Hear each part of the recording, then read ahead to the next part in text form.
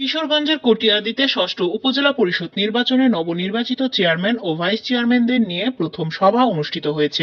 মাসুদুল ইসলাম সবুজের তথ্যচিত্রে জানা যায়, উপজেলা নির্বাহী কর্মকর্তা ওয়াহিদুজ্জামানের সভাপতিত্বে প্রধান অতিথি হিসেবে উপস্থিত ছিলেন কটিয়াদী পাকুন্দিয়া আসনের সাংসদ অ্যাডভোকেট সোরহাপুদ্দিন। এ সময় আরও উপস্থিত ছিলেন কটিয়াদী উপজেলা পরিষদের নবনির্বাচিত চেয়ারম্যান আলহাজ মঈনুজ্জামান ও মহিলা ভাইস চেয়ারম্যান সাথী বেগমকে নিয়ে প্রথম সাধারণ সভায় উপস্থিত ছিলেন পৌর মেয়র সাখাওয়াত উসমান, কটিয়াদী মডেল থানার ওসি মোহাম্মদ দাউদ, উপজেলা আওয়ামী লীগের সাধারণ সম্পাদক কামাল হোসেন মিলন ছাড়া উপজেলার বিভিন্ন দপ্তরের কর্মকর্তা ও কর্মচারীরা।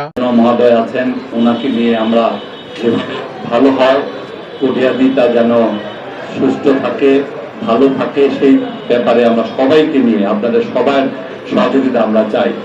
আসলে আমরা এখানে যারা আসছি, যারা নির্বাচিত সদস্য, যারা জনগণের ভোট পেয়ে আসছি, তারা কিন্তু একটু প্রেশারে থাকে। এমনি তাদের উপরে কিন্তু জনগণের একটা প্রেশার থাকে।